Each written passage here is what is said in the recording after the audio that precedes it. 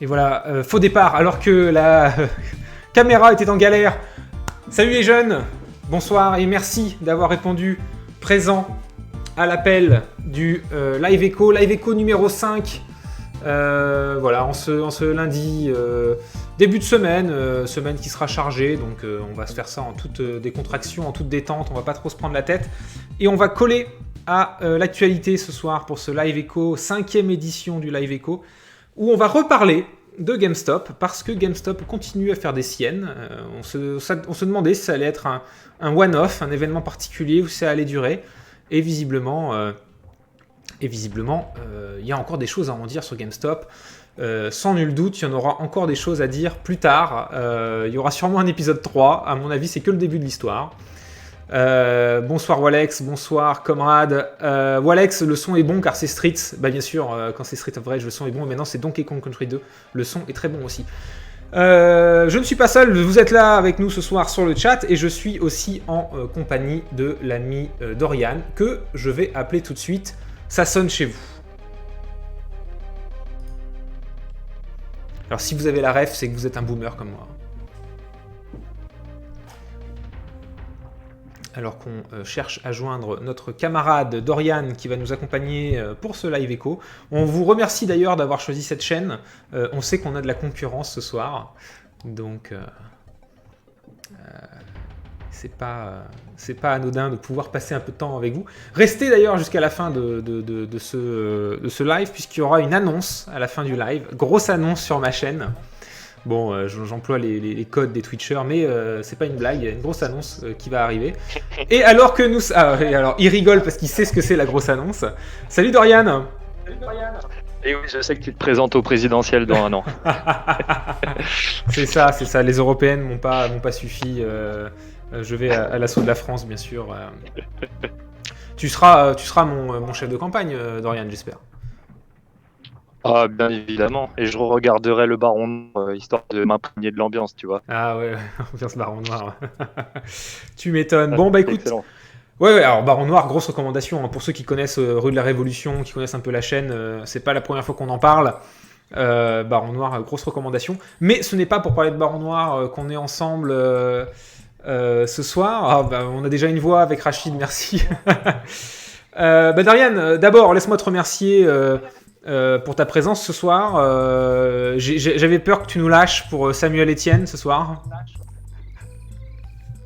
J'ai hésité, mais bon. Que veux-tu, c'est le cœur qui parle. Ah, merci. Bon. Et alors que la France vit, je sais pas, sa énième semaine de confinement, voilà, une petite pensée pour l'effet apéro, bien sûr. Encore une fois, c'est lundi. Il y a une grosse semaine qui arrive, donc on va la faire détente. Alors, peut-être... bonsoir Alex. Hollande vient aussi chez toi, c'est ça. On fera un live avec François Hollande plus tard. Je lui enverrai un SMS, on verra si... Pour ça, alors, il faudrait qu'on fasse un sub-goal. Hollande ne viendra pas avant qu'il y ait 100 followers sur la chaîne. Sinon, il faut quand même un minimum... Et si j'ai 1000 followers sur la chaîne, François Hollande viendra faire un speedrun de Super Mario Odyssey. Sur ma chaîne, voilà, ça c'est la petite garantie. Bon, non, allez, blague à part, n'hésitez pas à préparer vos questions sur le chat. On parlera encore une fois de GameStop et on essaiera aussi de faire un élargissement sur le Bitcoin qui lui aussi fait des siennes. C'est un petit peu une semaine historique pour le Bitcoin. Mais peut-être, encore une fois, comme c'est la priorité au direct, qu'on est sur GameStop, peut-être, Dorian, je peux te donner la main tout de suite, peut-être en quelques mots rapidement, pourquoi on s'inquiète de GameStop tout à coup alors qu'on en a déjà parlé il y a un mois. Bah écoute, apparemment, nos chers éditeurs ont refait les siennes après une sévère chute du prix aux alentours de sa valeur de $20. Il me semble que c'était redescendu à $30, si je dis pas de bêtises.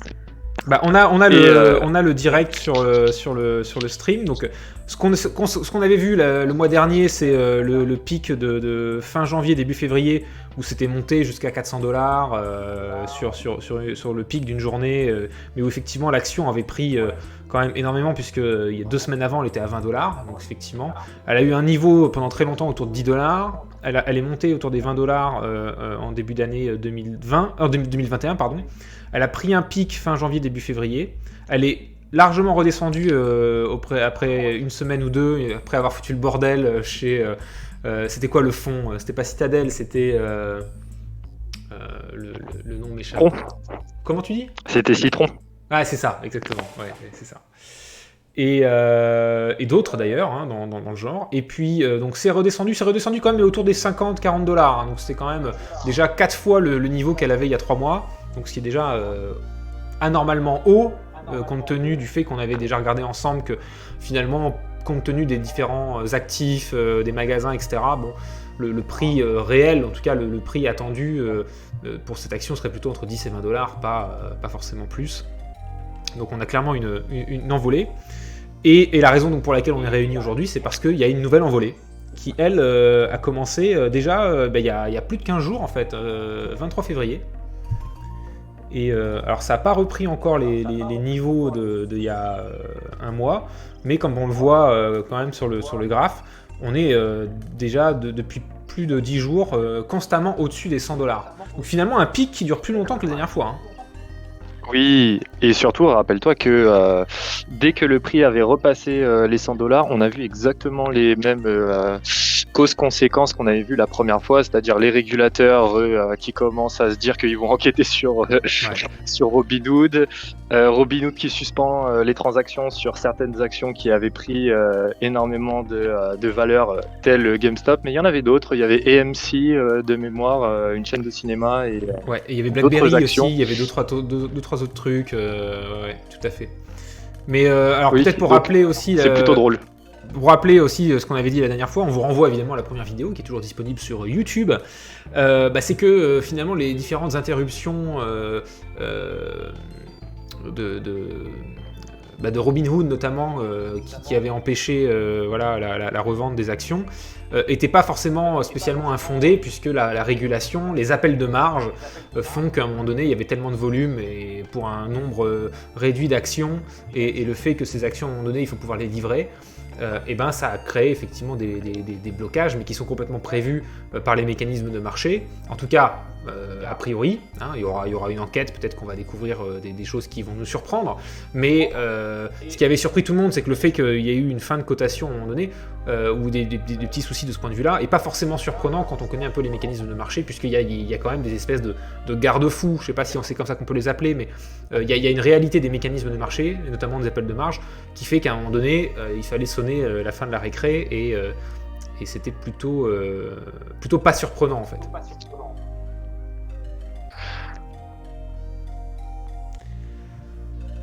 Mais il n'empêche que cette fois-ci, il se repasse encore un peu les mêmes choses. Alors, il y a eu notamment des auditions de Robinhood et chez les élus américains, quelques appels aussi de personnes, notamment, je montrerai peut-être plus tard, d'un ancien président de la banque centrale anglaise, de la Banque d'Angleterre, qui expliquait il va falloir quand même qu'il y ait de la régulation qui sorte de cette histoire, etc. Mais clairement, là on est, je dirais, sur le début de la saison 2 de l'affaire GameStop. C'est que on a une nouvelle fièvre spéculative autour de GameStop. Et il reste encore à prouver, de savoir si c'est vraiment les Redditeurs, encore une fois, derrière. Il y a sûrement un peu d'eux. Mais les volumes par rapport aux petits boursicoteurs comme ça, toute l'histoire qui avait été montée autour des Redditeurs, a priori ça continue. Hein. Il y a probablement aussi un effet de mode, c'est-à-dire qu'il y a beaucoup de personnes qui ont réalisé que c'était en train de se passer, que ça pouvait se faire il y a un mois, et que ça a sûrement créé aussi un petit peu de publicité, ou en tout cas une espèce d'envie pour refaire un deuxième coup. Mais cette fois-ci, il y a peut-être aussi d'autres mécanismes, d'autres tendances à décrypter derrière, et puis peut-être d'autres acteurs, parce que ça on en reparlera, on aura peut-être un avis un peu divergent, je sais pas, mais il n'est pas à exclure que cette fois-ci il y ait un petit peu plus d'institutionnel qui soit mis dans la danse, et notamment par rapport aux produits dérivés. Mais peut-être juste avant, pour continuer peut-être sur la revue de presse, parce que tout le monde en a parlé, il y a un dernier truc que je voulais montrer que tu m'avais signalé sur le côté redditeur, petit boursicoteur, etc. Oui, il y a clairement un effet de mode, c'est-à-dire que l'affaire GameStop a fait beaucoup parler d'elle et a donné des envies. Donc il y a d'autres actions qui y sont passées. Il y a GameStop là, qui est en train de nous faire une saison 2. Puis là, il y a effectivement un exemple là sur le fait que ça prend aussi un effet de mode en Corée. Cette idée donc de revanche de Main Street sur Wall Street et donc d'aller mettre ces petites économies là-dessus pour essayer de tenter des coups boursiers. Mais pour justement contrebalancer un petit peu ce narratif-là, je pense qu'il sera intéressant aussi de rappeler une autre chose que tu nous avais signalé, c'est que il y a aussi des gros joueurs derrière, des institutionnels, des fonds, et que cette fois-ci, effectivement, quand on regarde les volumes, il peut se passer des choses. Bon, alors j'ai beaucoup parlé, peut-être pour te faire réagir sur ces premiers éléments de la saison 2. Écoute, ce qui est très intéressant sur l'article qu'on avait trouvé sur les Coréens, ce que je me suis dit, c'est que ça montre bien qu'il y a une bataille pour la répartition de la valeur ajoutée qui est en train de se réenclencher, car on a souvent en fait décrit notre capitalisme actuel comme un shareholder capitalisme, c'est-à-dire que les dirigeants sont rémunérés en fonction du prix de l'action. Donc si le prix de l'action monte, les dirigeants sont mieux payés, ils ont intérêt à la faire monter. Voilà, assez simple à comprendre. Et ce qui est marrant, c'est que du coup, le short selling des hedge funds réduit littéralement les profits des dirigeants. Donc les dirigeants ont légèrement la haine dessus, et surtout les petits porteurs. Et c'est ça qui explique en tout cas que Redditor ou Wall Street Bet et les Redditeurs les inspirent d'une certaine manière, parce que ça leur démontre qu'il est possible de pouvoir lutter contre le short selling, qui est vraiment un fléau pour les entreprises et les dirigeants, quoi. Non, tout à fait, ça semble confirmer un truc qu'on pouvait encore mettre en doute à ce moment-là, mais qu'on avait décrit à l'époque, je me souviens, comme un signal faible, voilà, de ce côté un petit peu démocratisation des marchés. Et j'ai même vu des tribunes dans le FT d'institutionnels qui disaient « mais non, c'est pas ça du tout ». Mais en fait, on commence à avoir d'autres signaux faibles de ce genre de tendance. Donc, on verra si ça s'inscrit sur la durée, mais il semblerait que ce soit pas juste un acte isolé et qu'il y ait vraiment quelque chose derrière. Et quand on regardera certains graphiques qu'on vous a préparés, on se rendra compte que certains graphiques aussi vont dans le sens de ce narratif qui est en fait, une démocratisation finalement de l'accès au marché et du boursicotage en fait. Oui, et surtout d'ailleurs, tant qu'on reste sur ce prisme-là, c'est réel qu'il y a une réelle démocratisation au moins de l'accès au marché, parce qu'avant, par exemple, on ne pouvait pas acheter des options comme ça, il fallait passer par un institutionnel, et je suis même pas sûr que les particuliers pouvaient leur demander explicitement d'avoir des expositions aux options. Alors, un petit point rapide pour peut-être replacer les éléments. Quand on allait sur Boursorama, déjà il y a 20 ans, au début de Boursorama, ou quand on avait un PEA dans sa banque, que des petits porteurs du dimanche aillent investir dans le marché action dans un volume réduit, ça se fait depuis très longtemps en fait. Ça, c'est pas une nouveauté. Après, avec le web, avec certains acteurs du web, et puis maintenant les applications sur iPhone, Android, etc., il y a un accès encore plus direct, parfois sans commission, quasiment sans commission, au marché action. Donc déjà, ça démultiplie le volume. Tout à chacun peut aller mettre 20 €, 50 €. Il n'y a même pas besoin de mettre un minimum, parce que certains comptes actions comme ça, il faut mettre un minimum. Mais là, tu peux y accéder à partir vraiment de quelques euros. Mais en plus de ça, et ça c'est pas anodin, c'est que des particuliers comme toi et moi, qui n'ont pas forcément d'ailleurs un besoin de couverture financier complexe, et donc pas forcément besoin de produits dérivés, ont aussi accès à ces produits dérivés. Donc il y a une démocratisation aussi des produits dérivés. Et sur les produits dérivés, je vous renvoie à la vidéo sur les maths et la finance, où on avait un petit peu expliqué ce qu'étaient les différents produits dérivés. Mais ce qu'il faut comprendre d'ailleurs, un produit dérivé, c'est qu'en général, il est dérivé donc d'un sous-jacent. Donc le sous-jacent, en l'occurrence, qui serait l'action GameStop ou une autre action. Et ce produit dérivé, ça marche un peu comme une assurance. Donc c'est un contrat à terme avec finalement assez complexe, avec des contingences particulières, qui, a priori, ont leur légitimité quand on est un acteur financier pour couvrir certains risques plus complexes, mais qui, pour le commun des mortels et aussi pour pas mal d'investisseurs, finalement, malheureusement, est en fait utilisé à des fins purement spéculatives. C'est-à-dire que c'était l'exemple aussi qu'on avait employé pendant les subprimes, parce qu'à un moment donné, il y avait tellement plus moyen d'acheter des subprimes sur les marchés, que des gens se sont mis du coup à vendre des CDS pour en fait avoir leur part du gâteau, alors qu'ils n'avaient pas du tout besoin de ce CDS et de cette couverture. Donc, tu me rappelles Deutsche Bank. Deutsche Bank est un excellent exemple de la banque la plus pourrie d'Europe, bien sûr. Désolé, franchement, je peux pas m'empêcher de rigoler quand je pense à Deutsche Bank, parce que les mecs ils se sont tellement fait rincer sur les positions qu'ils avaient prises qu'ils ont vendu des CDS contre leur propre faillite. Ce qui est intéressant, c'est vraiment de prendre la différence entre la petite histoire que certains veulent nous raconter en disant le CDS, ou même les produits dérivés en général, c'est un produit d'assurance, ça part d'une réalité financière, il y a des vrais besoins, ce qui peut être vrai, mais qui en fait dans l'essentiel des volumes est utilisé purement à des fins spéculatives, et que dans le cas d'un petit investisseur du dimanche qui a 50, 100 euros à investir sur les marchés, acheter un produit dérivé, c'est faire uniquement de la spéculation. Alors que ça lui serve ou pas, que ça lui fasse un bénéfice ou pas, c'est pas à moi de juger, etc. Mais en tout cas, c'est comme aller faire un pari sportif, quoi. Ça vaut pas beaucoup mieux. On est vraiment sur le casino, quoi. On n'est pas sur la réalité du risque financier, quoi. Surtout qu'on va pouvoir très bien le montrer avec les graphes sur les options par la suite. Ouais, j'essaie de construire un petit peu l'histoire. Donc là, je mets quelques éléments, mais on les redonnera effectivement au fur et à mesure des charts et des graphiques, mais du coup voilà pour confirmer un petit peu ce que tu disais, donc il y a le côté démocratisation finalement, même sur des produits plus complexes, et qui vont jouer en fait sur l'affaire GameStop vont jouer un rôle de plus en plus important en fait. C'est ça qui est aussi intéressant, c'est qu'on parle de l'action GameStop, mais en fait il y a un tas de produits financiers derrière qui sont aussi en utilisation. Oui, petite parenthèse, par exemple, je ne sais pas si tu savais que dans certaines obligations, dans même énormément d'obligations comme les MBS, c'est-à-dire les prêts titrisés concernant l'immobilier américain, ou alors les CLO, qui sont des prêts titrisés concernant les entreprises américaines et européennes également, tu savais qu'il y avait une option intrinsèque à cette obligation ? Sur les CLO ?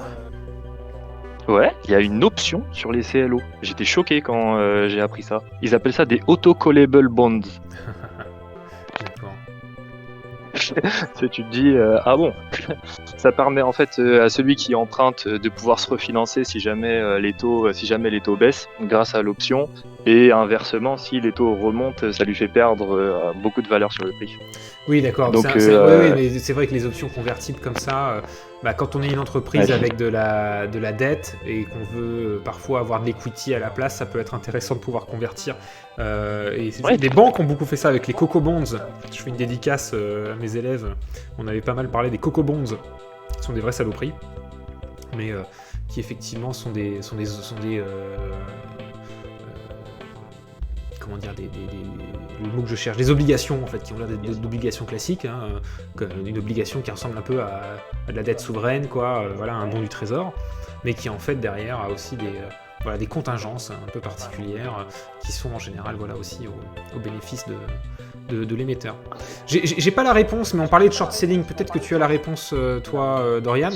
Il y a Rachid qui nous dit qu'il a lu dans un article que l'action GameStop avait été shortée. Bon, ça on savait qu'il y avait eu un short de GameStop, notamment Melvin, Citron, tout ça, qui en avait pris plein la gueule à cause de ça. Mais il me dit qu'elle a été shortée à 140%. Comment c'est possible si c'est vrai ? Alors moi je sais pas si c'est vrai ou pas, mais a priori c'est possible avec l'effet levier, avec des produits dérivés on va pouvoir. C'est cohérent. C'est cohérent, oui, avec ce que j'avais vu. Alors en fait, ce qui se passe, c'est que en fait là ça concerne ce qu'on appelle le security lending. Le security lending, c'est vous prêtez, ça peut être en fait vous avez le repo qui concerne les obligations, c'est-à-dire vous empruntez une obligation contre du cash ou inversement, et vous avez le security lending qui est vous empruntez une action pour pouvoir la vendre à terme. Donc en fait, ce que font les hedge funds, c'est qu'ils vendent, comme on l'avait expliqué dans le précédent live et comme Vince l'a rappelé récemment, que les hedge funds short sell, c'est-à-dire qu'ils vendent des actions qu'ils ne possèdent pas. Voilà. On avait fait Mais pour l'exemple éviter de la en PS5 fait, qu'on prête, machin, pardon voilà. Non, juste pour rappeler qu'on avait Voilà. fait l'exemple. Voilà. Oui. Donc pour shorter les actions, les hedge funds empruntent ces actions. Ils les empruntent à soit des fonds de pension, c'est-à-dire des fonds qui gèrent les retraites des gens, comme le plus connu c'est BlackRock.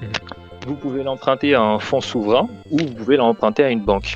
Donc en fait, c'est ce qu'on appelle le shadow banking, c'est Banque de Londres, vous prête en fait ces actions-là et vous charge ce qu'on appelle un fee, une petite commission.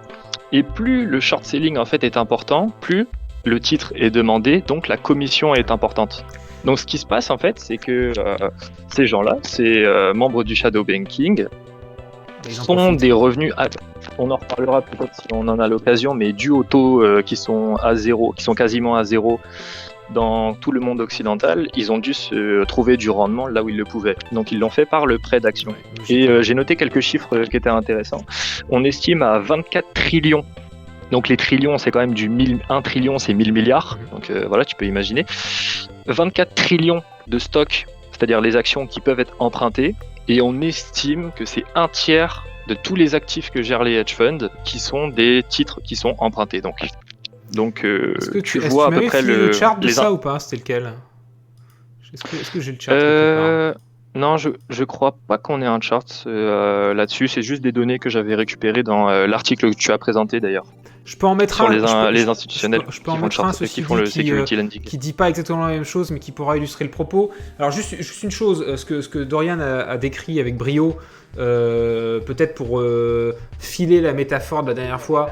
Et ben c'est comme si ma petite histoire de la PS5, il y a plein de gens dans la cour de récré qui se disent mais ça marche vachement bien, je vais continuer à faire ça, et que du coup les gens qui prêtent les PS5 se disent mais attends, je vais faire payer plus cher pour la prêter la PS5 en fait. Et comme on sait qu'il y a besoin d'avoir à un moment donné quand même un minimum d'actions, c'est-à-dire que même si on parle d'effet levier avec les produits dérivés pour démultiplier la taille du marché notamment, ou le fait qu'il n'y ait pas besoin de posséder par exemple l'action tout de suite, tout le temps, il faut quand même en posséder un petit peu pour pouvoir couvrir les appels de marge. Robinhood est obligé d'en posséder aussi pour pouvoir continuer à coter l'action, sinon à un moment donné il est obligé de fermer parce qu'il n'y en a plus. Donc il y a quand même une petite réalité physique dans une certaine proportion. Préciser l'appel de marge. Ouais. On l'avait fait la dernière fois l'appel de marge, non? Oui, on l'avait fait, mais bon, au cas où. Pardon, voilà. Non, t'as raison. L'appel de marge, c'est l'idée de se dire que si je te dois quelque chose dans 3 mois, plutôt que de me croire sur parole, on va quand même mettre une espèce de caution de côté pour que tu puisses avoir l'argent si je meurs dans 3 mois, tu vois. Si je meurs avant les 3 mois, que tu puisses quand même récupérer ta contrepartie, quoi. J'aime bien comment tu le dis. Attention, nous n'avons pas de contrat entre nous, donc. Mais, tout est permis. Voilà. Rien n'est vrai, tout est permis. C'est vrai. Mais alors aussi peut-être une chose, le shadow banking, banking de l'ombre, ça a l'air d'être comme ça super shady.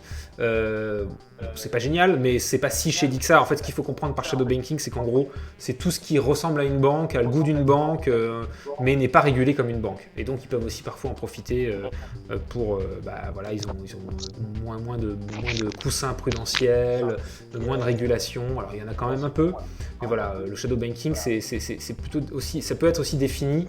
Le shadow comme étant avantageusement, je dirais, pas soumis à la même régulation que les banques. Surtout, pour faire très simple, je pense, pour ceux qui ne sont pas forcément initiés au shadow banking, c'est imaginer que ce sont des banques, mais sauf qu'au lieu de prêter du cash, ils prêtent des titres, des collatérales. Ouais. Et voilà, la grande différence. Et ce qui est intéressant peut-être aussi avec ce chart qui montre plusieurs choses, mais c'est pour montrer aussi l'importance finalement le passif. Du passif en fait, voilà. Et aussi de petits fonds comme ça qui sont censés faire du passif. Un fonds, c'est pas market maker, donc ça trade pas tous les jours. Ça peut garder parfois des assets sur le plus long terme. Dans ce qui est passif aussi, il y a tout ce qui est, je dirais, plus algorithmique, donc le fait d'avoir besoin comme ça d'un pool d'actions et d'assets pour pouvoir gérer comme ça les flux. Et donc de voir que le volume finalement ou alors par exemple Robinhood qui est obligé en passif d'acheter des actions de temps en temps pour suivre en fait finalement aussi la demande qu'il a sur sa plateforme. Et donc ce qu'on observe, c'est pour moi ça va dans le sens du narratif de la démocratisation, c'est que la part des échanges passifs en pourcentage, enfin en absolu et en pourcentage, est énorme, hein, et on voit quand même que ça a quand même bien grimpé. Hein. Et donc, il n'y a peut-être pas forcément 50 choses à en dire, ou il y aurait 50 choses à en dire, mais moi, c'est la chose que je retiens le plus, je dirais, le message peut-être pour le commun des mortels, c'est celui de volume qui augmente, et donc surtout de démocratisation, puisque une partie du trading passif est due justement à cette demande. Oui, si je peux y mettre un commentaire, vraiment ce qui est intéressant avec ce graphique-là, c'est que ça vous montre que 40% quand même des volumes de marché sont des investissements passifs. Et surtout, ce qui est important à comprendre en fait avec le passif, notamment quand on parle des ETF, Exchange Trade Funds, c'est que ça vous permet en fait d'avoir une exposition, pas forcément à un indice. Donc l'indice, c'est par exemple le S&P 500, le Dow Jones, le Nasdaq, qui regroupe toute une liste d'entreprises qui sont cotées. Et l'idée, c'est que ça vous permet en fait d'avoir une exposition à une partie des actions de cet indice-là à levier. En plus, à levier. Donc vous achetez un ETF et avec les sous, l'ETF va acheter du coup ce qu'on appelle un basket d'actions qui va faire monter l'indice. C'est ce qu'on appelle c'est ce qu'ils appellent la connexion des informations, information linkage. Je me rappelle plus la traduction en français. Non, enfin bref.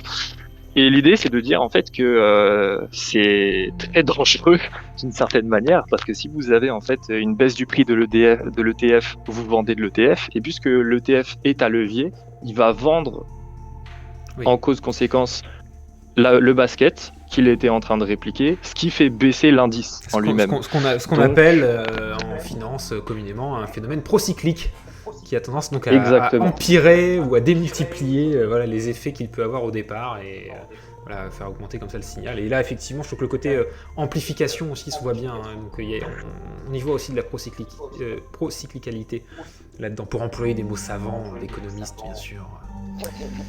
Ah bon, on va parler que de sa procyclicité. oui, non, mais c'est clair, il y a bien un truc qui est très très procyclique, c'est l'économie. Rage Premier qui nous demande, c'est peut-être un peu perso comme question. Alors oui, c'est très perso. Et oui, j'ai des principes, mais oui, je vais quand même te répondre. Est-ce que tu participes avec les autres boursicoteurs sur l'action GameStop, etc. Ou ça t'a surpris? La vérité, c'est que la saison 2 m'a pas vraiment surpris tant que ça. Hein. Je me suis dit qu'avec un effet de mode pareil, ça allait forcément continuer et qu'il y a peut-être plus derrière. Est-ce que la première m'a surpris? Oui, clairement.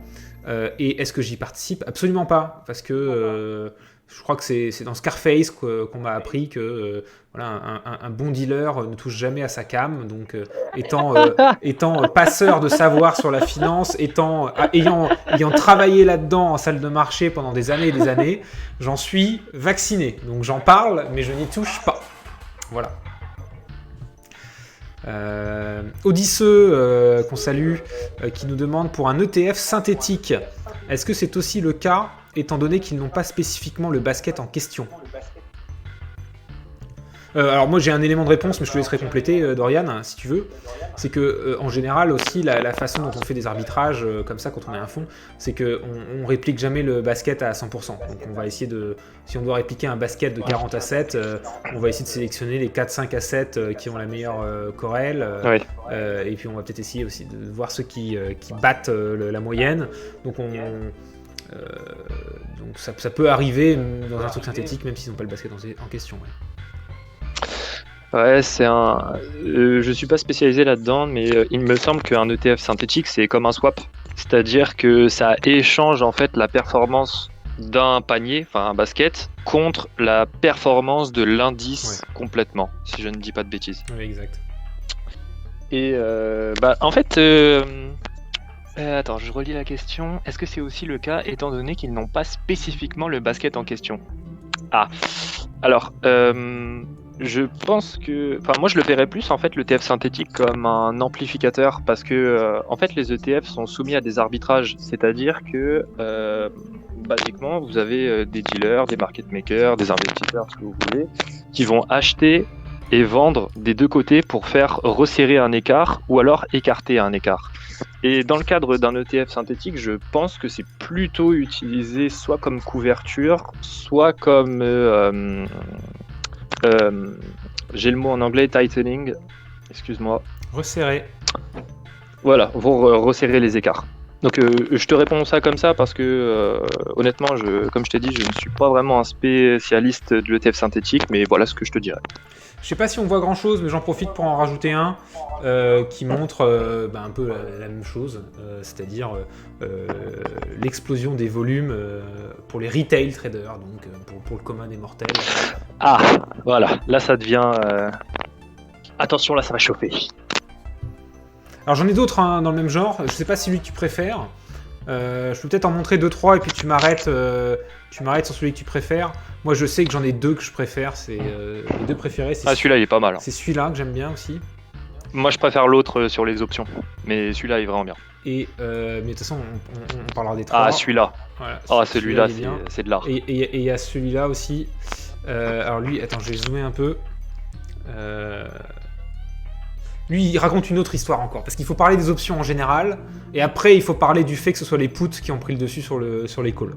Donc, allons-y peut-être dans l'ordre. Bon, déjà, on a la confirmation de ce qu'on racontait tout à l'heure, c'est que d'une part, le volume pour les investisseurs du dimanche a explosé, ça s'est vraiment démocratisé, et qu'en plus de ça, dans ce volume-là, il y a aussi du daily trading, donc vraiment du trading à spéculation au jour le jour, pas pour acheter sur 3 ans et voir à long terme comment ça fonctionne. Et aussi options, donc achat d'options pour le commun des mortels.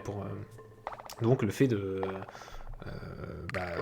c'est comme si, voilà, c'est l'exemple du CDS que j'avais donné, c'est acheter une assurance voiture sur la voiture du voisin et espérer que la voiture du voisin se plante. Puis toi, tu possèdes pas la voiture, quoi, tu vois, et tu peux acheter ce genre de truc. Voilà, je crois que les volumes parlent d'eux-mêmes. Hein. Là, on a vraiment. Tu crois que c'est un effet confinement ou c'est vraiment juste une. Je sais pas, je vais peut-être chercher des trucs, mais c'est quand même marrant que ça a explosé là comme ça. Non, moi je te dirais vraiment que c'est de 1. Le fait que depuis le Covid, on est vraiment rentré dans une ère de spéculation qui est impressionnante. C'est vraiment encore pire que la bulle d'Internet. On est vraiment dans la même configuration, on est un peu pire. Et surtout, je pense personnellement que c'est déjà les médias. Ouais. À force de médiatiser ces histoires de GameStop, de short selling. Parce que par exemple, moi j'ai jamais vu quand même autant en fait de gens, d'experts, d'influenceurs, appelle ça comme tu veux, qui quand même vulgarisent et essayent d'expliquer aux communs des mortels les problèmes. Donc forcément, ça démocratise et les gens veulent prendre leur part du gâteau, quoi. On avait évoqué un petit peu aussi le côté gourou derrière, c'est que on parle beaucoup des redditeurs comme étant une masse révolutionnaire de petits porteurs qui seraient mis ensemble, mais en fait derrière il y a aussi des gourous. On avait parlé d'Elon Musk notamment, mais vu qu'on va parler du Bitcoin un peu plus tard, peut-être qu'on reparlera d'Elon Musk. Elon Musk, on le salue. Sur le chat, on nous dit ce king des graphiques étranges. Non, si vous aimez les graphiques comme nous, vous êtes sur le bon stream. Oh oui. Alors, est-ce qu'on parle aussi, voilà, donc on redit aussi, voilà, sur la démocratisation, c'est que les volumes d'achat de call et de put, donc qui sont des types d'options, est aussi largement en hausse. Et là, attention, en plus en hausse, d'autant plus qu'on est sur une échelle très réduite. Hein. C'est entre mars 2019 et mars 2021, donc on est quand même sur un horizon beaucoup plus réduit. On voit quand même que la courbe a vachement augmenté. On verra aussi qu'en mars, sur GameStop, c'est un peu différent. Alors, juste pour expliquer rapidement, c'est que l'option d'achat, le call, c'est le fait de dire je veux pouvoir acheter à terme une action à un certain prix, et si l'action elle est au-dessus de ce prix-là, je vais l'acheter avec une réduction, et si l'action elle est en dessous de ce prix-là, je vais pas exercer l'option, c'est une option d'achat. Et ça permet aussi de se placer en fait sur le prix ou sur un sous-jacent, par exemple sur GameStop, si je veux pas acheter d'action GameStop, ou si je veux profiter d'un effet de levier, je peux acheter un produit dérivé sur GameStop. Je suis pas obligé d'acheter du GameStop directement. Et puis le put, c'est pour faire le pari inverse. Un put, c'est pour pouvoir vendre pouvoir vendre l'action à un certain prix fixé à l'avance. Et donc, par exemple, si je fais un pari à la baisse sur GameStop, ça peut être intéressant de se mettre sur des options de vente. On n'a même pas besoin de faire le petit repo et de se dire tiens, tu me la prêtes, je la revends, je la rachète dans 3 mois et je te la rends. Bon, si je fais ça, je fais un bénéfice, c'est le short selling. Mais si je voulais shorter aussi une option, une action, je pouvais aussi parier dessus à la baisse avec un put. Mais dans les deux cas, donc les calls comme les puts ont augmenté parce que c'est une façon de se placer sur les actions, notamment l'action GameStop, sans avoir à jouer directement avec l'action. Encore une fois, c'est de la spéculation pure et simple. On remercie Full Metal Rock qui nous follow. Salut Full Metal Rock. Et donc, ce graphe, qui est un peu flou, mais j'espère que vous le voyez bien, il est... Tu me laisses un commentaire, avant de passer à GameStop. Ouais, vas-y, carrément. Remets le graphique, s'il te plaît, des options. Ouais. Oui, celui-là. C'est juste, je voulais démontrer en fait pourquoi Robinhood c'est un impact systémique sur les marchés grâce à ce graphe-là. Non, celui juste après. Voilà, celui-là. Regardez, vous voyez à partir de 2019, c'est à partir de là que les montants de call achetés pètent littéralement le score et les puts deviennent quasiment négatifs. Ça veut dire que les marchés sont nets vendeurs de puts. Ouais. Quand vous vendez un put, vous avez de la liquidité qui est directement sur votre compte et avec, vous pouvez vous en utiliser pour acheter des calls. Donc ça veut dire que vous pouvez l'avoir quasiment gratuitement.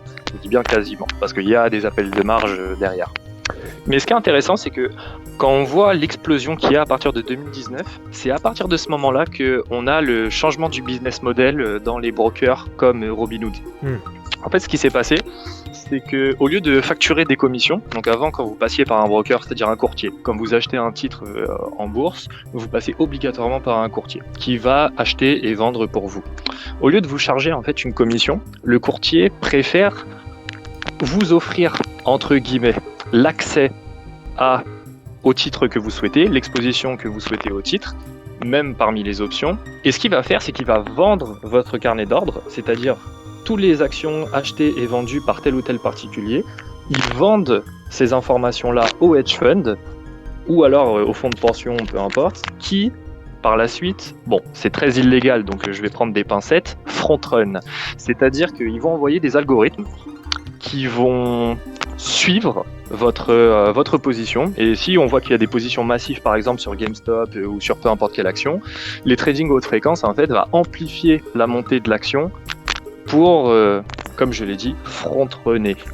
Et je vous donne une statistique que j'ai trouvée super intéressante, parce que là on est vraiment dans la technique des flux d'investissement passifs. C'est qu'auparavant, dans les années 90, il y a Mike Green, qui est un investisseur assez populaire dans le milieu des marchés, qui a fait un calcul que j'ai trouvé super intéressant. C'est qu'auparavant, il y a plusieurs décennies, dans les années 90, quand $1 était arrivé sur les marchés, en règle générale, ça engendrait 2,50$ d'augmentation de la capitalisation des actions.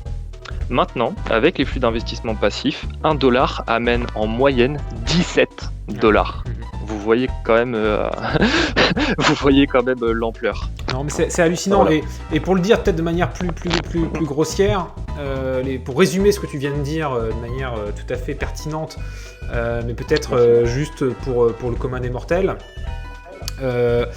D'une part, c'est que ce qu'il faut comprendre, c'est qu'avec ces volumes de produits dérivés, de dérivés de produits dérivés, de déconnexion un petit peu avec l'économie réelle et les besoins réels, et entre $1 échangé dans la vraie vie, il y avait $2 échangés sur les marchés, en tout cas, non, je charrie, en tout cas de capitalisation boursière, et là effectivement le volume est passé à 17 fois ça, donc il y a quand même un effet de bulle quand même qu'on peut constater. Ouais, vas-y.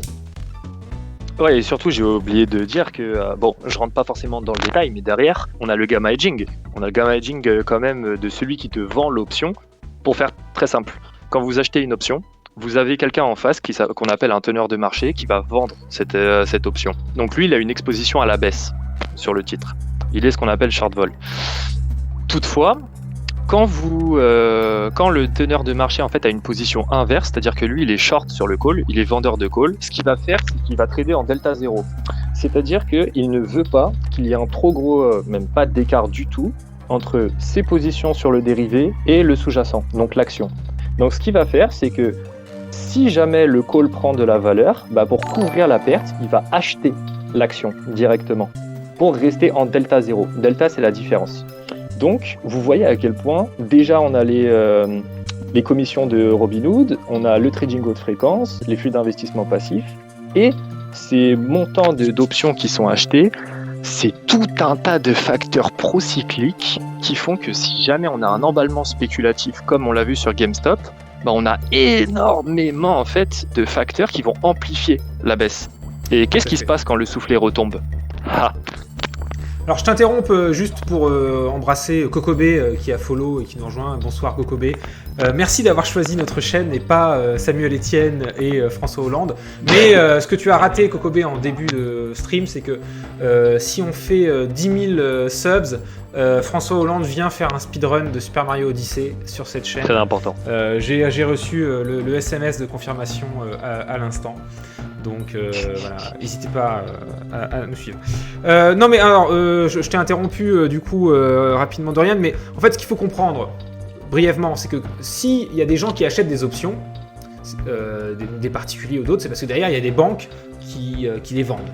Et ça c'était mon métier pendant des années en salle de marché.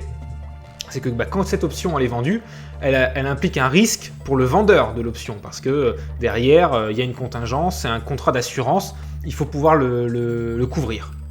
Et donc c'est ce que tu appelais le delta hedging. Ce qu'il faut comprendre avec ce genre de produit, c'est que si on est bien couvert au jour le jour avec la petite stratégie de couverture, si vous voulez comprendre aussi comment ça marche, je vous renvoie notamment un podcast que j'avais enregistré chez Fibre Tigre qui s'appelle Trajectoire, où on avait longuement évoqué la situation aussi des stratégies de couverture sur les marchés.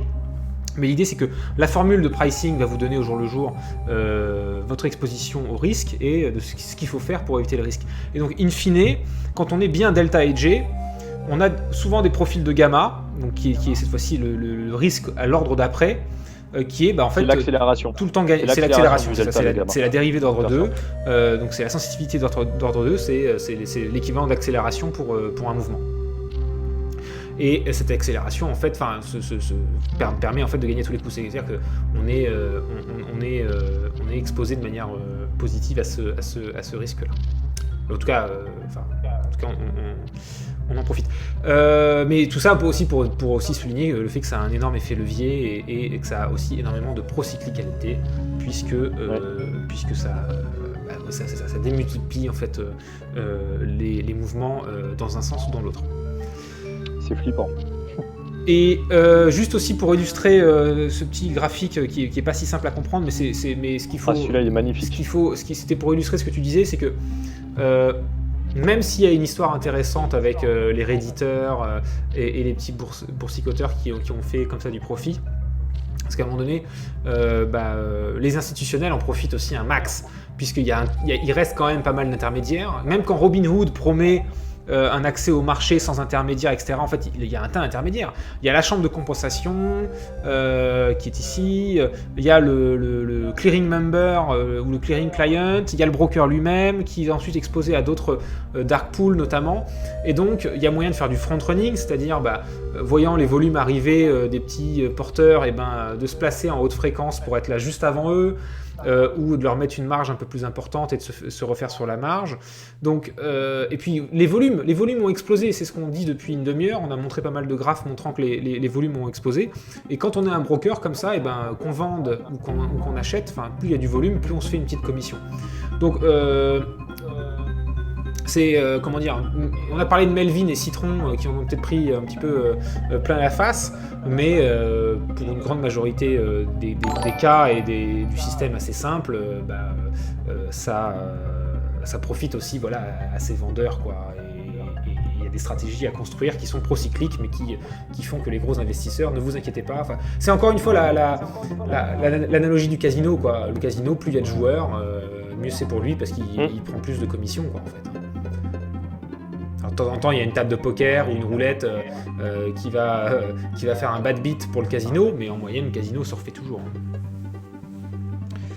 Voilà. Il y avait autre chose que tu voulais dire sur ce chart, celui-là, ou je peux passer au suivant? Ouais, celui-là, franchement, ce que je trouve magnifique, en fait, c'est que ça vous montre l'impunité du système.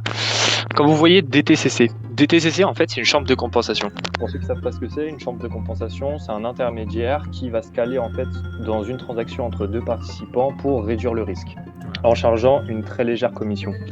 Et ce que ça vous montre, en fait, c'est que le bleu, là, le cercle bleu, ATF, Exchange, Dark Pools, bilatéral. En fait, ça vous montre les ombres, ce qui se passe dans les ombres. Les Dark Pools, pour faire très simple, c'est un marché en fait où les banques, c'est un marché privé où seules les banques ont accès, où ils s'échangent des énormes blocs de titres et le prix n'est pas compté sur les marchés avant le lendemain. Donc vous voyez déjà les avantages qu'on peut avoir. Mais ce qui est impressionnant en fait, c'est que la DTCC clean toutes les transactions qui sont offshore, qui sont en dehors des États-Unis. Je suis tombé sur une stat que je trouve, sur des données en fait que je trouve incroyables, c'est que dans les paradis fiscaux, on estime en 2020 qu'il y a au total 122 trillions de dollars en titres qui sont concentrés là-bas. 122 trillions, grosso modo, c'est 60 fois le PIB de la France. Vous voyez, on estime que c'est 60% des actifs américains qui sont échangés offshore et qui sont cleanés par la chambre de compensation de manière totalement anonyme, sans que cela soit publié. Et qui plus est, les hedge funds qui empruntent par le security lending, comme on l'a expliqué auparavant, ils ont des relations privilégiées en fait avec DTCC, c'est-à-dire qu'en fait les banques ils font ce qu'on appelle du sponsor repo, c'est-à-dire qu'elles invitent les hedge funds à rentrer dans cette chambre de compensation, auquel vous ne pouvez pas rentrer si vous n'êtes pas coopté. C'est vraiment comme les clubs de nobles à l'époque. On en fera une parce que après les chambres de compensation, si je peux me permettre quand même un commentaire, je suis pas du genre à me faire l'avocat du diable par rapport à ces acteurs-là, mais on en fera peut-être une sur les chambres de compensation parce que ça vaut bien 45 minutes de stream. Ça fait partie, s'il y a des élèves qui sont là ce soir, certains des étudiants qui sont là ce soir, on a fait 3 heures sur les chambres de compensation, donc vous savez déjà tout. Mais la chambre de compensation, c'est un acteur privé, alors qu'elle a un rôle d'utilité publique dans le sens où c'est elle en fait qui fait des appels de marge. Donc c'est elle qui joue l'intermédiaire de tout le monde. Donc on est obligé de passer par cet acteur-là. Parce que la régulation post-2008 fait que on veut un petit peu améliorer les mécanismes de marché et donc qu'il y ait un petit peu moins de risques de contrepartie et donc on a imposé l'usage de chambres de compensation. Sauf que du coup ça crée effectivement de nouveaux acteurs centralisés comme ça qui sont obligatoires par la régulation mais qui sont des acteurs privés, attention, pas publics. Et donc qui en profitent d'avoir ce rôle central aussi pour parfois qui ont ce rôle là de plateforme, de plaque tournante quoi. C'est assez, non mais c'est eux, hein. C'est DTCC, on estime les titres, la masse de titres qu'ils tiennent dans leur compte, on estime, vraiment c'est une estimation, 2,5 quadrillions. Tous les euro-dollars, c'est-à-dire les dollars qui sont détenus au dehors des États-Unis, passent par au moins la moitié ou les 3/4 passent par les DTCC et ça nous donne 2,5 quadrillions sur 2020, juste sur 2020. Enfin, quand vous êtes à découvert sur le compte en banque, ça vous fait un peu bizarre de savoir ça. Et on salue Full Metal Rock qui nous rejoint aussi, qui nous dit je viens d'arriver à la bourre, on est sur le marché repo. Ouais, de toute façon il y a toujours des histoires de repo quand on parle de GameStop. Et Cocobe qui nous fait effectivement une analogie plus terre à terre, mais néanmoins tout à fait pertinente sur le fait que ça ressemble un peu à la presse. Ça ressemble en fait à beaucoup de côtés de corporations et de monopoles, mais oui, ça ressemble un peu à la presse. Je sais que Cocobe, tu en parles souvent dans tes sac-cartoons du dimanche soir, mais effectivement, la presse française qui est détenue comme ça aussi par 4 ou 5 gros acteurs. Derrière, il y a des petits indépendants aussi, mais qui n'ont du coup évidemment pas la visibilité. Mais voilà, il y a un effet, il y a un monopole en fait qui du coup concentre le risque et qui devient too big to fail. Hein. Donc finalement, l'histoire se répète, ou va-t-elle se répéter ? Ah oui, totalement. Mais bien sûr, elle se répète. Je vois que ça fait bientôt 1 heure, donc je voudrais juste quand même, peut-être si tu veux bien, qu'on passe sur ce chart-là. Ouais, je te laisse expliquer si tu veux, mais je trouve ça intéressant de voir que c'est cette encadré-là qui me semble intéressant, tu vois. Bon, allez, je te laisse le plaisir. Vente de call, achat de put. Allez. Bon, bah, je le fais rapidement. Donc, c'est à toi, Rockstar. Non, mais je le fais rapidement pour que tu puisses préciser derrière. Ce qu'il faut voir aussi avec GameStop, c'est un petit peu l'histoire qu'on racontait tout à l'heure, c'est que bon, à un moment donné, les volumes avec les chambres de compensation, les brokers, etc., il y a énormément d'actions qui sont achetées et vendues, tellement que ça arrange pas tout le monde qu'à un moment donné, il faut pouvoir livrer. Et donc, une autre façon de se refaire la mise, c'est d'utiliser des produits dérivés plutôt que d'utiliser l'action elle-même. C'est une façon parmi d'autres. Elle t'oblige de toute façon, qu'elle s'appelle de marge, à avoir quand même un petit peu d'action, mais elle te permet d'être quand même ultra leveragé. Et ce qui est intéressant, c'est de voir que d'une part, le volume de produits dérivés, donc ici en bleu et en noir, a vachement augmenté depuis début janvier. Et que là où c'était plutôt équilibré entre les calls et les puts, et ben depuis le premier spike, depuis le premier boom comme ça de l'action GameStop, et ben il y a énormément de puts également qui sont mis en place, c'est-à-dire que entre le moment où les gens étaient plutôt sur les options d'achat à se dire bah, j'aimerais pouvoir acheter l'action GameStop à un certain prix parce que je pense qu'elle va monter, et ben c'est le put qui a repris le dessus, et donc maintenant c'est une façon de dire que les gens parient plutôt sur un GameStop à la baisse, quoi. Alors est-ce que tu avais peut-être quelque chose à ajouter ou à compléter ou Non, pas forcément. Enfin, moi, ce que je trouve ultra fascinant, c'est que ça vous montre bien, en fait, le pouvoir que peuvent avoir les Redditeurs ou Wall Street Bet, par exemple. C'est qu'ils vous montrent bien. En fait, ce qu'ils ont fait, c'est ce qu'on appelle, ce que certains appellent un gamma militarisé. C'est-à-dire qu'en fait, ils ont pris des positions qui sont tellement énormes qu'ils forcent les market makers, les teneurs de marché, excusez-moi, comme je vous ai expliqué, ceux qui prennent la contrepartie de l'option. Ils ont forcé en fait les teneurs de marché à soutenir le cours de l'action GameStop pour éviter cet effet d'accélération, comme je vous ai dit sur le gamma. Et ça vous montre bien en fait comment on peut manipuler les marchés du moment qu'on est assez intelligent, avec un volume et un bon narratif. Tout à fait, tout à fait. Et alors que nous entrons dans notre première heure de stream, moi je voulais te poser une question, puisqu'on avait dit qu'on parlerait du Bitcoin aussi, mais j'ai peur qu'on en ait pour une demi-heure de plus. Donc minimum. Est-ce qu'on se fait pas plutôt peut-être 5-10 minutes pour reprendre un tour de questions et finir sur GameStop, et on se garde le Bitcoin par exemple pour une prochaine fois, une semaine prochaine ou quoi, ou parce que je me dis, on est lundi soir, je suis pas sûr que les gens soient chauds pour 2 heures de stream. Donc. Ouais, je pense que c'est une bonne idée. Si les gens ont des questions, on y répond pendant un bon moment et on laissera le Bitcoin pour plus tard. Parce que quand même, avec tout ce que j'avais prévu et ce que tu avais prévu de dire... mais sur le Bitcoin notamment, peut-être juste pour un appetizer, c'est que le parallèle qu'on voulait faire avec le Bitcoin, c'est le fait que... on a parlé tout à l'heure, on a parlé de GameStop, mais du coup on a parlé aussi d'autres actions comme AMC, BlackBerry, ou le fait que voilà, ça devient la mode aussi en Corée ou ailleurs. Mais donc ces investisseurs, ces redditeurs, ces investisseurs du dimanche, il y en avait qui existaient déjà depuis longtemps. C'est la secte du Bitcoin.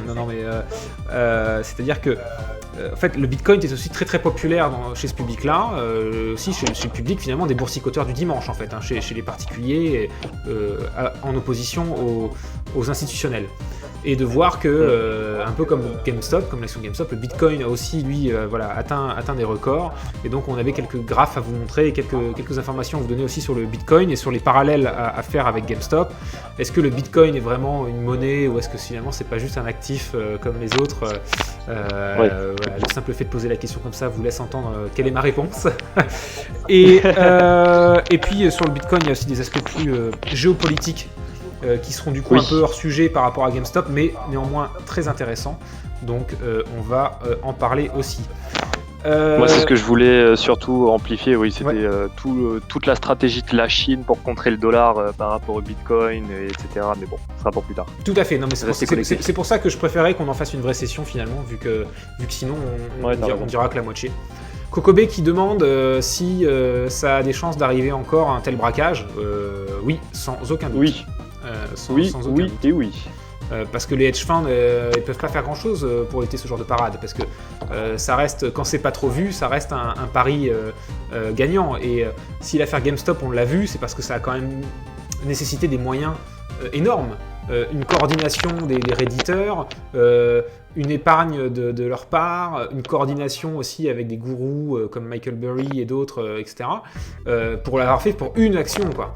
Donc ça peut arriver, ça arrive encore souvent, ça arrivait en fait déjà souvent avant GameStop, parce que GameStop a été très médiatisé et que ça a porté un grand coup, mais c'est tellement profitable pour les hedge funds que bien sûr que ça va arriver sans aucun doute. On me demande mon avis sur la crypto Nano. Moi je suis pas du tout un spécialiste des crypto-monnaies, donc je me la garde celle-là pour la prochaine. Ouais, je connais pas non plus. Une veille sur Reddit ou quoi, ouais, bah, alors, par contre, ça c'est assez ancien.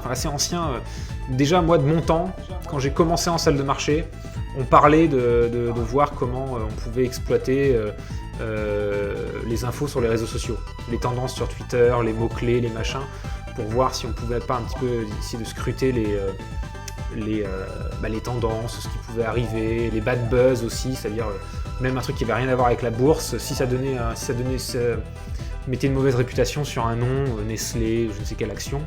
Nestlé, ils n'ont pas besoin de Twitter de toute façon pour avoir une mauvaise réputation. Mais oui, le fait d'aller surveiller comme ça, et donc j'imagine maintenant avec Reddit, ça me semble être un endroit à surveiller clairement. Donc faire une veille sur Reddit, comme oui, à mon avis, c'est déjà fait par pas mal de ces hedge funds, sans aucun doute. C'était déjà fait par des grosses banques, des institutionnels et tout, sur les réseaux sociaux. Je crois que Bloomberg le fait aussi. Bloomberg, c'est vraiment la boîte à outils des traders et qui propose ce genre de petits algos comme ça. À quel point la nouvelle hausse correspond aux annonces du nouveau comité GameStop de redresser le navire ? Oui, alors c'est vrai que c'est pas faux. C'est-à-dire qu'avant que ça commence à s'emballer à nouveau, il y a eu quelques annonces. Pas grand-chose finalement, mais il y a eu quelques annonces. Maintenant, il faut comprendre que même avec ces annonces, encore une fois, la valeur réelle par rapport aux biens et aux expectations autour de GameStop fait que l'action devrait valoir, d'un point de vue comptable, entre 10 et 20 $. Donc quand elle est à 100, 200 $, c'est plus que l'attente de la bonne nouvelle du changement de management, quoi. Et comme il y a énormément de puts, énormément de calls, énormément de gens qui ont laissé leur chemise au mois de janvier, février, la volatilité elle est toujours très haute parce qu'il y a plein de gens qui attendent de pouvoir se refaire, quoi. Parce que tous les petits redditeurs, tout le monde n'a pas encore fait un pognon de dingue chez les redditeurs. Ils ont acheté leur action à la montée, à un moment donné, il va falloir qu'ils la revendent s'ils veulent réaliser leur profit. Et ça peut créer aussi des mouvements à la baisse. Donc il faut jamais être le premier à dire que le roi est nu en finance. Donc à mon avis, je crois plutôt que les annonces de GameStop ont été une bonne excuse pour remettre un sou dans la machine plutôt que le contraire. Mais là, c'est un avis purement personnel. T'en penses quoi, toi, d'ailleurs, Dorian, de ça ? Tu penses vraiment que c'est l'annonce du changement, de la nouvelle, du comité de stratégie de GameStop ? Tu crois que c'est lié à ça que ça a repris comme ça, là, 5 fois, 10 fois sa valeur ? Non, absolument pas. C'est peut-être une étape, mais la plus grande étape, je pense en tout cas, l'élément vraiment déclencheur, c'était la publication du rapport, je sais plus si c'était Citron, Melvin, mais je crois que c'était Citron. Ah oui, le rapport de Citron qui en gros expliquait comment il shortait GameStop et comment les autres pouvaient shorter GameStop. Ça a tellement énervé les redditeurs que c'est à partir de là qu'il y a eu vraiment la bagarre, le lancement de la bagarre pour ainsi dire. Non mais alors, par contre il y a eu une nouvelle annonce justement fin février, je crois que le changement de CFO et puis le fait de passer à une stratégie plus numérique, je crois, pour GameStop. Enfin, ils ont fait des annonces assez fortes là, 3e semaine de février, avant que ça commence à se remballer un peu, quoi. Ouais. Et tant que j'ai la parole, je voulais réagir très brièvement à Monsieur Full Metal Rock qui disait « J'arrive après la guerre, mais est-ce que GameStop, c'est vraiment un tour de force avec le micro-trading ? Est-ce que les gestionnaires ont vraiment été impactés ?» Faudrait peut-être que tu précises, Ami, ce que tu entends par gestionnaire. Qui entends-tu par là ? Les Histoire de gestionnaires. répondre. Mais Ça te va si je te dis je les dis- gestionnaires? ne me déconcentre pas, s'il te plaît. Désolé pour cet humour absolument pourri, bien sûr. J'espère que vous avez la vanne Et- sur le chat. Et juste pour répondre vraiment ultra brièvement, en gros, ce que j'ai essayé de présenter lors de cette heure de live, c'est vraiment de montrer que ce sont les structures de marché qui elles-mêmes sont viciées et défaillantes, et que GameStop, ça aurait pu arriver pour n'importe quel autre, ça aurait pu vraiment arriver pour n'importe quel autre titre, quoi. C'est vraiment un élément qui est pris dans une dynamique globale, et ça réarrivera. Pour résumer un petit peu plusieurs aussi fois. ce qu'on s'était dit déjà tout à l'heure, et puis, mais Full Metal Rock, ne t'en fais pas, tu n'es pas arrivé si tard que ça, puisqu'il y aura d'autres lives bientôt. D'ailleurs, grosse annonce, je l'ai dit, ça arrive dans quelques minutes. Mais en plus de ça, le live est disponible en replay, donc on t'encourage à aller rejeter un œil à la vidéo, n'hésite pas, et puis nous on est joignable sur Twitter si tu as d'autres questions. Mais ce qui a été dit un peu plus tôt sur ce live, c'est que même s'il y a eu le côté très médiatisé de Melvin ou de Citron qui eux cherchaient délibérément à faire du short selling, et donc il y a comme ça 2-3 fonds qui effectivement en ont été pour leur argent et ont effectivement probablement perdu pas mal de plumes dans l'affaire. L'essentiel des acteurs de marché ont plutôt profité de cette volatilité dans la mesure où il y a tellement d'intermédiaires. Quand un petit porteur comme toi ou moi va sur Robinhood pour aller acheter une action, derrière il y a tellement de personnes qui peuvent prendre une petite com, etc.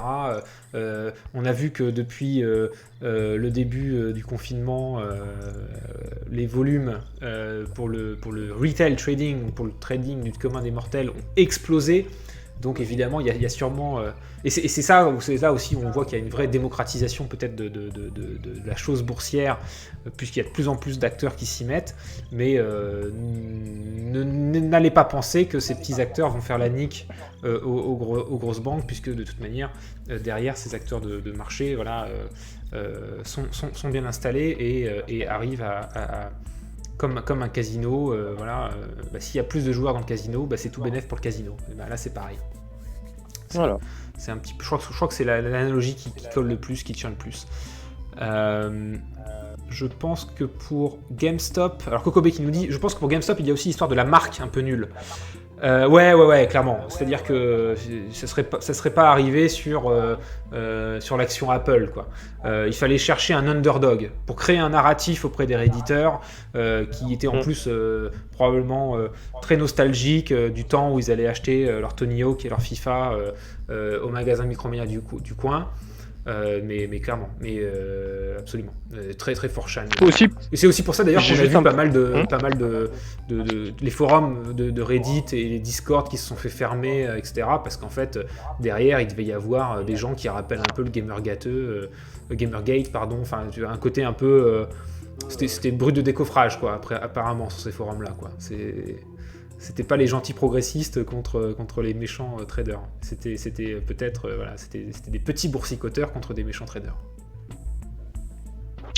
Oui, et quand même, c'est là qu'on voit que... Enfin, je viens d'avoir un petit rappel, mais j'ai vu plusieurs stratégies. Vous savez que dans la bourse, il y a plusieurs manières d'investir.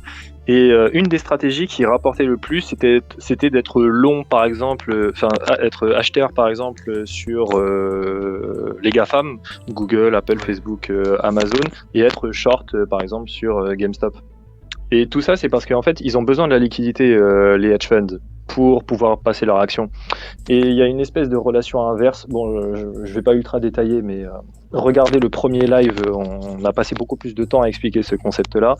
Hausse de la liquidité, baisse de la volatilité. C'est vraiment une relation qui est assez inverse depuis quelques temps. Et si vous voulez, ils sont obligés en fait d'aller dans le sens de la tendance, c'est-à-dire de vendre les actions à faible potentiel et acheter les actions à grand potentiel. Donc Google contre GameStop.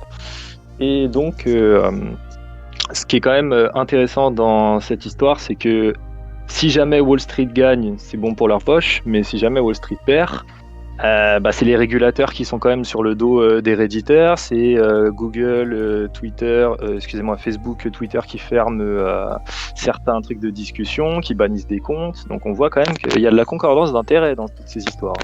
C'est une interprétation effectivement possible. Moi j'y crois un petit peu C'est la moins, mienne, mais moi je la contredis pas. C'est vrai qu'on peut y voir des signes concordants. Après, moi j'y vois plutôt un effet a posteriori, c'est qu'en fait les mecs étaient vraiment enfreignés, étaient vraiment contre les règles de modération, etc. Mais que en fait, comme ces forums-là, c'est mal surveillé, c'est des vraies poubelles. Il n'y a jamais rien qui est fait a priori. Mais que quand les mecs commencent à être un petit peu médiatisés, c'est facile d'aller voir et de se dire ah ouais mais attends là du coup ça enfreint et du coup pour moi c'est plutôt dans ce sens-là qu'il faut le voir, mais finalement ça dit un peu la même chose, donc je suis pas en désaccord avec ton narratif. J'y rajoute peut-être juste une étape un petit peu plus mais ouais clairement ça n'aide pas. Bien, ce sera le tour pour ce soir, mais restez avec moi encore quelques secondes pour cette annonce exceptionnelle. Est-ce que vous connaissez le podcast Rue de la Révolution ? Rue de la Révolution, ça vous dit quelque chose ? Alors je crois que si vous tapez point d'exclamation RDLR sur le chat, il doit se passer un truc. Si j'ai bien paramétré le Moobot, oui. Rue de la Révolution, c'est le podcast signé Faskill qu'on embrasse. Qui est disponible partout, et notamment sur rdlr.faskill.com, où tous les mois, avec mon ami Roland, on invite des invités, des gens engagés, que ce soit dans l'entreprise, dans la politique, des économistes, des essayistes, des politologues, des gens de l'associatif. Donc on a invité plein de gens. C'est très sympa, on vous encourage à y jeter un œil. Mais l'annonce que je voulais vous faire ce soir, c'est l'invité du prochain épisode de Rue de la Révolution, qui devrait vous faire plaisir. Il s'agit de Gilles Mito, alias Eureka, qui sera l'invité du prochain épisode de Rue de la Révolution, donc le podcast à découvrir sur toutes les bonnes crèmeries et bonnes apps de podcast. Mais parce qu'une bonne nouvelle ne vient jamais seule, non seulement le prochain épisode de Rue de la Révolution sera avec Eureka, le youtubeur économiste qui démystifie la finance, mais en plus de ça, l'épisode sera disponible en exclusivité sur cette chaîne, puisque on le fera en direct jeudi, donc ce jeudi à 19h. Jeudi 11 mars, 19h sur cette chaîne, on enregistre le podcast en direct, donc vous pouvez venir jeter un œil, jeter une oreille, ce sera un petit peu entre Rue de la Révolution et le Live Echo. On parlera donc pendant 1 heure avec Eureka de sa cause, de son engagement dans la vulgarisation économique, et puis un petit peu comment on fait pour vivre avec des vidéos de 2 heures sur YouTube, ce qui est un format très anti-algo sur YouTube, donc ce sera intéressant de voir avec lui. On parlera de son livre aussi notamment. Et puis donc on parlera en live, et puis ceux qui viendront sur le live auront l'exclusivité du live, et puis l'épisode sortira comme d'habitude en podcast pour vous l'écouter dans les oreilles, tranquillou. Donc jeudi 11 mars à 19h avec Eureka sur cette chaîne, et quelques jours plus tard en podcast sur toutes les applis. Et puis voilà, ça c'est pour l'annonce que je voulais vous faire. Ça sera évidemment communiqué sur Twitter, Facebook et compagnie. Et puis nous, en ce qui nous concerne, mon cher Dorian, on se revoit très très bientôt, à mon avis. On verra, selon nos dispos respectives, pour parler Bitcoin. Hein. Et puis tout ce qui nous fait plaisir. Il le faut. On pourra parler. Et honnêtement, Vince, oui. Il fallait que je te le dise un jour ou l'autre. Quitte à faire des lives, faut quand même qu'on aborde mon cœur de métier, entre guillemets, vraiment entre guillemets, mais faut parler du repo market. Ouais, j'ai cru que tu allais me dire l'euro-dollar, mais oui, le repo market, bien sûr, c'est ce que disait, c'était la... Ah, il le faut. Ah ouais, mais bien sûr. Bah, tu remarques que l'avantage en construisant comme ça cette relation de fidélité, c'est que on met des graines, c'est-à-dire que ça fait 2 fois qu'on parle de repo, c'est pas une notion forcément évidente. Donc c'est bien, on va pouvoir comme ça arriver au sujet, parce que plus on avance, plus c'est des sujets techniques aussi. Hein, donc c'est à mon avis, c'est intéressant de le faire de manière progressive comme ça. Ouais, c'est clair. Mais ce sera avec grand plaisir, bien évidemment. Voilà. Heureux de le savoir. Un live écho sur l'ESG, les labels ISR et l'impact de ça sur les fonds d'investissement. On pourra effectivement, mais ça attendra un petit peu parce que je crois que je dois obtenir des données, des trucs sympas. J'attends la sortie de quelques rapports pour en parler parce que ça c'est un sujet quand même assez nouveau. Oui, qui te tient à cœur de plus. Alors, moi, ça me tient énormément à cœur, bien sûr, même si je suis pas du tout convaincu de la direction où ça va. Mais moi non plus. mais bon, moi je crois qu'à ce stade, on ferait mieux de faire du prudentiel directement et de mettre de mettre une grosse RWA sur les actifs bruns. Mais bon, bref, ce sera un sujet pour. N'empêche. Oui, dis-moi. N'empêche, tu sais, des fois je me dis quand même, t'imagines, là quand même, tout notre système financier, absolument toute notre économie repose quand même sur des titres de dette publique qui sont refinancés tous les jours. Imagine si ces titres de dette publique étaient remplacés par des dettes écologiques, imagine ce que ça donnerait. Non mais c'est hallucinant. Les green bonds échangés sur le repo, c'est vanne illimitée pour la transition écologique, les gars. Non, c'est clair. Non, c'est clair, mais c'est pour ça qu'il y a sûrement des choses à faire. Ce qu'il faut bien comprendre aussi, c'est que... mais là, c'est parce qu'il y a mon ami Karl qui est derrière moi, donc ça va pas vous surprendre. Mais après, même en ayant dit ça, mon cher Dorian, effectivement, ça irait tout à fait dans le bon sens. Mais je ne crois pas aux efficiences du marché pour nécessairement alimenter en pognon tous les projets verts qui en ont besoin. Je m'explique. Il y a toujours quand même des phénomènes d'arbitrage et que la décision de faire une transition écologique, elle doit passer par les fonds du marché. Évidemment, il faut qu'il y ait quand même cet effet d'aubaine, mais il faut aussi faire des choix politiques de savoir où est-ce qu'on veut mettre l'investissement. Et un investissement vert, tous les investissements verts ne se valent pas. Il y a des besoins aussi plus dans les localités, dans certaines choses.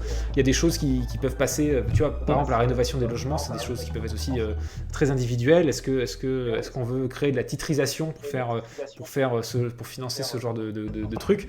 Pas forcément. Donc les mécanismes de marché, je m'en méfie un tout petit peu, quoi. Mais bon. Tu sais, moi je me dirais qu'il faut utiliser le marché pour s'en libérer. Ouais, ça je suis pas en désaccord. Nous expliciterons plus tard. Ouais, non mais t'as raison. Effectivement, je suis d'accord avec ça. Ce sera le mot de la fin. Dorian, je te remercie encore pour ta présence. Merci à toi. Et puis surtout pour tes lumières. Et puis au-delà de ta présence et de tes lumières, c'était un moment très agréable. Une bonne façon de commencer la semaine. Et puis, donc nous on se revoit bientôt. On remercie le chat d'avoir répondu présent une fois encore. Merci à tous. Au Live Echo. Merci pour vos questions, merci pour l'interactivité. Merci de nous avoir préféré à François Hollande, qu'on embrasse. Et on se voit sur Twitter, sur Facebook, où vous voulez, sur Discord. Et puis on se voit jeudi 19h pour le prochain épisode de Rue de la Révolution avec un youtubeur bien plus connu que moi. Voilà, sur ce, à la prochaine, merci à tous. Allez, bon courage à vous tous. Merci, au revoir. Ciao.